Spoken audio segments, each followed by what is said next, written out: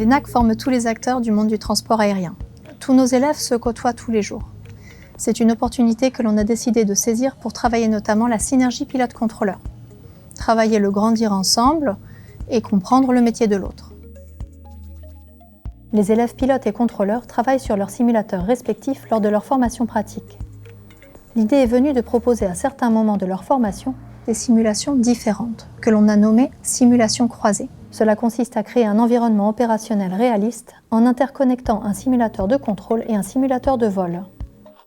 En 2013, nous avons mis en place les simulations croisées au profit des élèves contrôleurs aériens lors de leur module Situation inhabituelle en contrôle d'approche.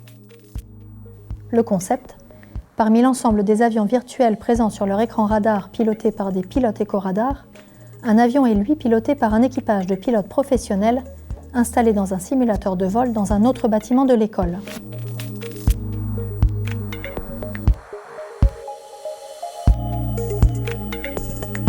Les élèves jouent leur simulation durant 2 heures, bénéficiant ainsi d'un échange plus réaliste et de situations moins prévisibles. Puis vont passer les 2 heures suivantes derrière l'équipage de pilotes pour les observer travailler, ce qui leur permet de réaliser leur charge de travail et comprendre leurs contraintes. Et ceci ouvre à une discussion derrière et à des échanges divers.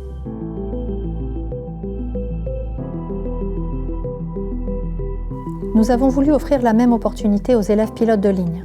Lors d'une de leurs simulations MCC, Multi-Crew Cooperation Course, les pilotes ne sont plus seuls dans leur simulateur de vol. Ils sont insérés dans une circulation aérienne réaliste. Des avions virtuels qu'ils voient, pilotés par des pilotes éco-radars qu'ils entendent, et un contrôleur aérien professionnel qui dialogue avec chacun. La circulation aérienne créée suit l'avion piloté par l'équipage d'élèves. Il est contrôlé durant ses différentes phases de vol, sauf la phase en route pour des raisons organisationnelles et pédagogiques. Des situations ont été créées pour leur faire travailler certains objectifs particuliers.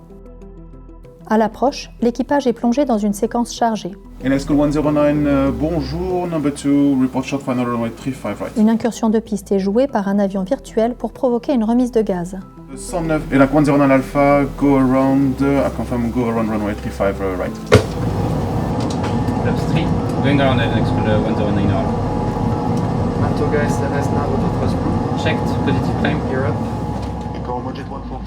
Le deuxième objectif de la simulation croisée SVS, c'est de laisser les élèves pilotes travailler en équipage autonome. En effet, cette simulation intervient en fin de formation, à un moment où ils ont acquis suffisamment de compétences techniques et non techniques pour travailler seuls. L'équipage d'élèves pilotes va devoir gérer l'entièreté du vol en toute autonomie et sans intervention de l'instructeur.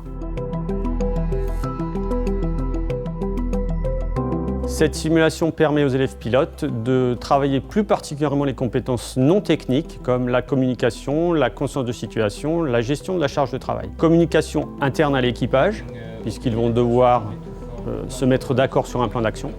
Une communication externe avec l'utilisation de la phraséologie standard avec le contrôle aérien. Cette simulation leur permet particulièrement de travailler la conscience de situation grâce à un environnement de simulation enrichi avec des trafics au sol et en vol dans toutes les phases du vol, y compris par exemple dans une phase de roulage qui n'est normalement pas travaillée lors des séances sans simulation SVS.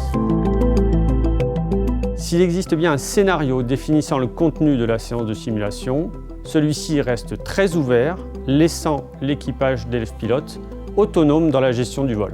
Lors de cette séance, l'instructeur observe le comportement et la performance de l'équipage. Il apporte ensuite à l'issue de la séance un débriefing avec un éclairage particulier sur les aspects CRM.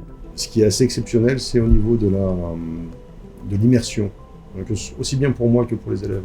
Mais pour les élèves, c'est assez fantastique d'avoir une immersion ATC par des vrais professionnels. Et pour nous, instructeurs, ça nous permet de nous détacher justement de ce côté à devoir sans arrêt jouer le rôle du contrôle. Et ça nous donne beaucoup plus de temps pour les observer, ce qui est très intéressant au niveau pédagogique.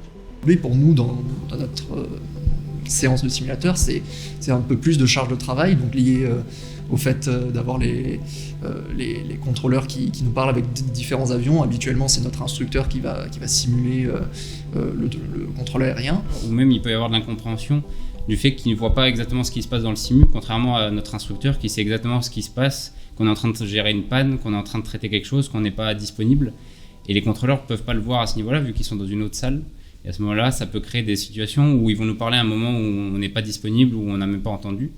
Et donc créer de l'incompréhension, mais comme en fait, il peut arriver dans un cas réel. Donc c'est très immersif et très intéressant à ce niveau-là. Spoilers.